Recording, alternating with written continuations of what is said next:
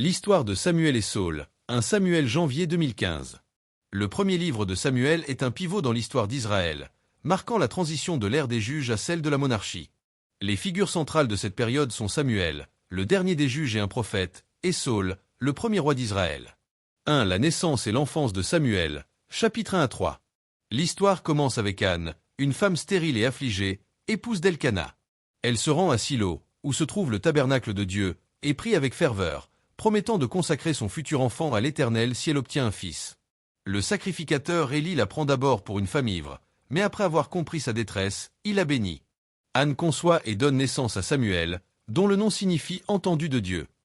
Fidèle à sa promesse, Anne amène Samuel, encore très jeune, au tabernacle de Silo pour le consacrer au service de l'Éternel sous la tutelle du vieux sacrificateur Élie.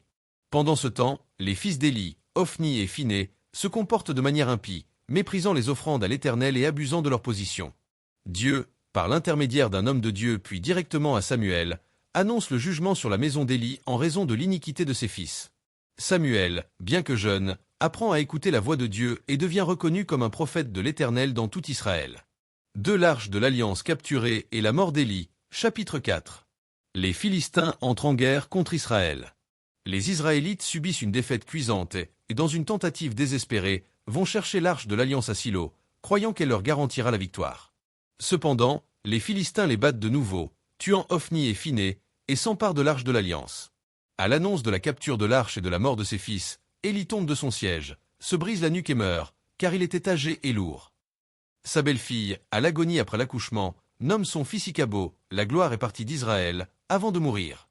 3. Le retour de l'Arche de l'Alliance, chapitres 5 à 7. Les Philistins, après avoir pris l'Arche, connaissent des calamités. À Ashdod, la statue de leur dieu Dagon tombe et est brisée devant l'Arche. Des plaies et des tumeurs frappent les villes philistines où l'Arche est transportée. Finalement, les Philistins décident de renvoyer l'Arche en Israël. L'Arche est ramenée à Kirjat-Jarim et y reste pendant 20 ans. Pendant ce temps, Samuel exhorte le peuple d'Israël à se repentir et abandonner les idoles. Les Israélites s'assemblent à Mispa, jeunes, confessent leurs péchés, et Samuel intercède pour eux. Lorsque les Philistins attaquent, l'Éternel tonne contre eux, et ils sont mis en déroute. Samuel juge Israël pendant de nombreuses années. 4. La demande d'un roi, chapitre, émoticône, n'en croyant pas ses yeux. Quand Samuel vieillit, il établit ses fils comme juges sur Israël, mais ceux-ci ne suivent pas son exemple, étant cupides et pervertissant la justice. En conséquence, les anciens d'Israël se rassemblent et viennent trouver Samuel, demandant un roi pour les juger, comme toutes les nations. Samuel est attristé par cette demande, car il voit cela comme un rejet de l'Éternel qui est leur véritable roi. Il prie l'Éternel, qui lui dit d'écouter le peuple, mais de les avertir des droits du roi qui régnera sur eux, levée, service militaire, confiscation des terres, etc. Malgré l'avertissement de Samuel, le peuple insiste pour avoir un roi. 5. L'onction de Saul, chapitre septembre 2010. Dieu dirige Samuel vers Saul, un jeune homme grand et fort de la tribu de Benjamin, qui cherche les ânesses de son père égaré. Samuel le rencontre et, guidé par l'Éternel, loin secrètement comme prince sur Israël. Samuel lui donne des signes pour confirmer la parole de l'Éternel, et l'Esprit de l'Éternel vient sur Saul, qui prophétise avec un groupe de prophètes. Plus tard, Samuel convoque le peuple à Mispa pour désigner publiquement le roi par le sort. La tribu de Benjamin est désignée, puis la famille de Matri, et enfin Saul est choisi. Il se cache d'abord, mais il est finalement présenté au peuple, qui est impressionné par sa stature. Samuel proclame Saul roi, et le peuple crie « Vive le roi !» 6. Les premiers actes de règne de Saul, chapitre novembre 2012. Peu après son onction, Saul prouve sa valeur militaire. Lorsque Nahash l'Ammonite assiège Jabès de Galad et menace de crever l'œil droit de tous ses habitants, l'Esprit de Dieu saisit Saul. Il rassemble une grande armée et délivre Jabès de Galad. Cette victoire cimente son autorité. Samuel réunit alors le peuple à Gilgal pour confirmer la royauté de Saul et pour faire un discours d'adieu en tant que juge. Il rappelle au peuple la fidélité de l'Éternel et leur infidélité, soulignant que la royauté est une conséquence de leur rejet de Dieu. Il les exhorte à craindre l'Éternel et à le servir fidèlement, sinon la main de l'Éternel serait contre eux et leur roi. Samuel appelle Dieu à envoyer le tonnerre et la pluie pour montrer au peuple leur méchanceté d'avoir demandé un roi. 7. La désobéissance de Saul à Gilgal, chapitre 13. Saul rassemble son armée pour combattre les Philistins. Alors qu'ils attendent Samuel à Gilgal pour offrir des sacrifices, le peuple commence à se disperser par peur des Philistins. Samuel tarde à venir. Impatient et craignant la dispersion complète de son armée, Saul décide d'offrir lui-même l'holocauste et les sacrifices de paix, bien que cela relève de la prérogative du sacrificateur. Au moment où Saul a fini, Samuel arrive. Il réprimande sévèrement Saul pour sa désobéissance et lui annonce que son royaume ne subsistera pas. L'Éternel s'est cherché un homme selon son cœur, et l'Éternel l'a désigné pour être le chef de son peuple, parce que tu n'as pas observé ce que l'Éternel t'avait commandé. 8. La guerre contre les Philistins, chapitre 14. Le chapitre 14 décrit la suite de la guerre contre les Philistins, marquée par l'audace de Jonathan, fils de Saul. Jonathan, avec son écuyer, attaque un poste philistin et met en déroute une partie de leur armée. Cette action surprend les Philistins et encourage les Israélites. Saul, dans son zèle, prononce un serment téméraire, interdisant à ses soldats de manger avant la victoire. Jonathan, ignorant le serment, mange du miel et est découvert. Saul veut le mettre à mort pour cette transgression, mais le peuple s'y oppose et sauve Jonathan. La guerre contre les Philistins continue, et Saul remporte des victoires contre les ennemis d'Israël. 9. La deuxième désobéissance de Saul et son rejet, chapitre 15. L'Éternel, par l'intermédiaire de Samuel, donne à Saul un ordre clair, détruire complètement les Amalécites, leur bétail et tout ce qui leur appartient, en représailles de ce qu'ils avaient fait à Israël lors de sa sortie d'Égypte. C'est une ordonnance d'extermination, érem. Saul rassemble son armée et bat les Amalécites. Cependant, il épargne Agag, le roi, ainsi que le meilleur du bétail, des brebis et des agneaux, sous prétexte de les sacrifier à l'Éternel. Samuel vient à la rencontre de Saul et le confronte. Saul tente de justifier ses actions, mais Samuel le réprimande sévèrement. L'obéissance vaut mieux que les sacrifices, et la docilité vaut mieux que la graisse des béliers. Car la rébellion est comme le péché de divination, et la résistance comme l'iniquité et l'idolâtrie. Samuel annonce à Saul que l'Éternel l'a rejeté comme roi à cause de sa désobéissance. Saul implore le pardon, mais Samuel reste inflexible et se détourne. Saul s'agrippe au manteau de Samuel, qui se déchire, symbolisant le déchirement du royaume de Saul. Samuel tue Agag. Samuel s'en va et ne revoit plus Saul jusqu'au jour de sa mort, bien qu'il pleure sur lui. L'Éternel regrette d'avoir établi Saul roi d'Israël. Ces 15 premiers chapitres de 1 Samuel jettent les bases de l'histoire royale d'Israël, montrant l'importance de l'obéissance à Dieu, le rôle des prophètes, et les conséquences tragiques de la désobéissance, même pour un roi choisi par Dieu. Il prépare également le terrain pour l'introduction d'une nouvelle figure majeure, David. Après le rejet de Saul par l'Éternel, l'histoire biblique prend un nouveau tournant, introduisant le personnage central de David et relatant la chute progressive de Saul. 1. L'onction de David, chapitre 16.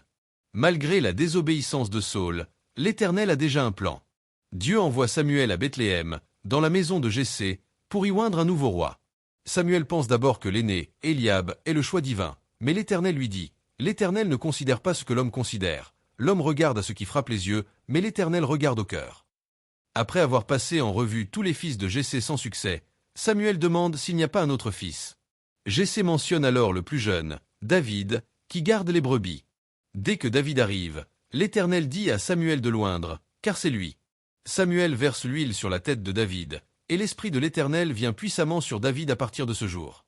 Pendant ce temps, un mauvais esprit envoyé par l'Éternel tourmente Saul. Ses serviteurs lui conseillent de trouver quelqu'un qui sache jouer de la lyre pour apaiser son esprit. David, connu pour sa compétence musicale et son courage, est recommandé et entre au service de Saul, devenant son écuyer et son musicien personnel. 2 David et Goliath, chapitre 17.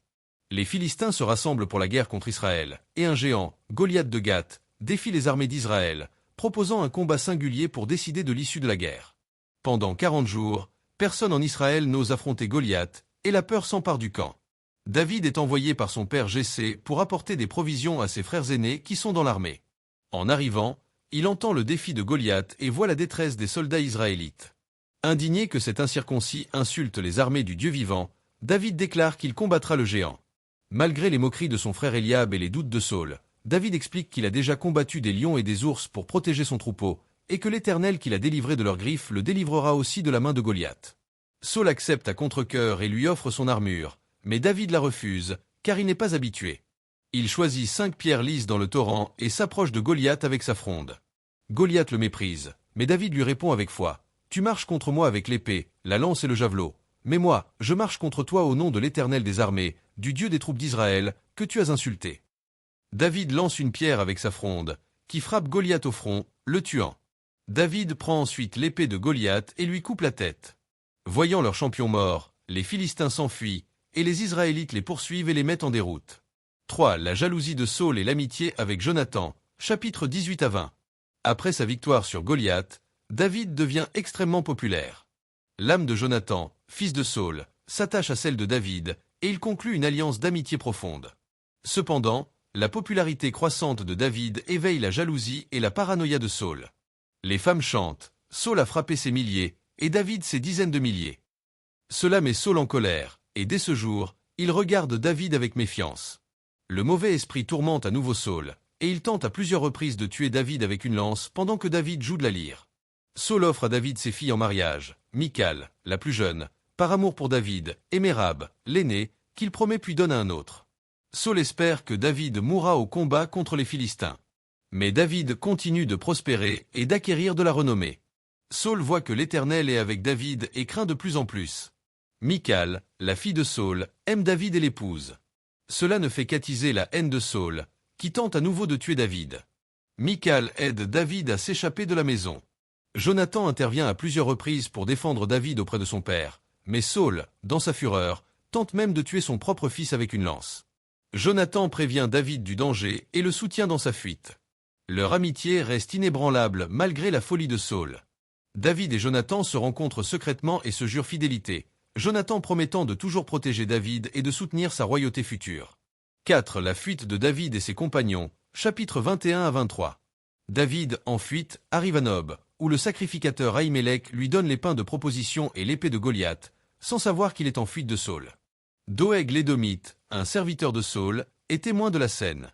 Quand Saul apprend cela, il fait exécuter Ahimelech et toute sa maison sacerdotale par Doeg, un acte atroce. Seul Abiathar, un des fils d'Ahimelech, s'échappe et rejoint David. David rassemble une troupe d'hommes mécontents, endettés ou en détresse, qui le suivent. Cette troupe atteint environ 400 hommes, plus tard 600. David se réfugie dans la caverne d'Adulam, puis au pays de Moab pour la sécurité de ses parents, et enfin dans la forêt de Héret sur conseil du prophète Gad. Saul continue de pourchasser David sans relâche. David, malgré les occasions de tuer Saul, comme à Keïla où Saul tente de le piéger, consulte l'Éternel et s'échappe. Il se réfugie dans les déserts arides et les forteresses de la Judée, notamment à Engedi. 5. David épargne Saul, chapitres 24 et 26. À 2 reprises, David a l'occasion de tuer Saul, mais il refuse de le faire, car Saul est loin de l'Éternel.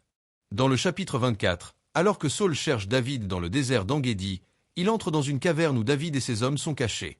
David s'approche discrètement et coupe un PAN du manteau de Saul, mais son cœur le frappe d'avoir fait cela. Ses hommes l'incitent à tuer Saul, mais David refuse, disant « Que l'Éternel me garde de faire une chose pareille à mon Seigneur, à loin de l'Éternel, de porter ma main sur lui, car il est loin de l'Éternel. » David sort de la caverne et appelle Saul, lui montrant le PAN de son manteau comme preuve de son respect et de son innocence. Saul est touché et reconnaît la droiture de David, prophétisant même que David sera roi. Dans le chapitre 26, Saul reprend sa poursuite de David.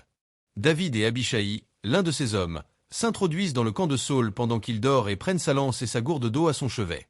Abishai veut tuer Saul, mais David refuse à nouveau, laissant le jugement à l'Éternel. David se retire sur une autre colline et appelle Saul, lui montrant la lance et la gourde comme preuve qu'il avait eu l'occasion de le tuer mais ne l'a pas fait.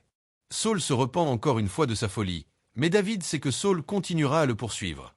6. David chez les Philistins, chapitres 27 à 28.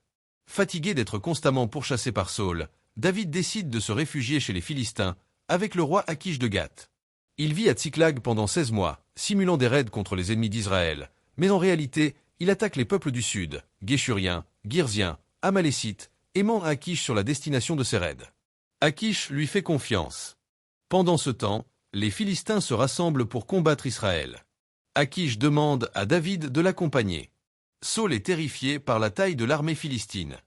L'Éternel ne lui répond plus, ni par les songes, ni par l'Urim, ni par les prophètes. Dans son désespoir, Saul consulte une nécromancienne à Endor, lui demandant d'évoquer l'esprit de Samuel.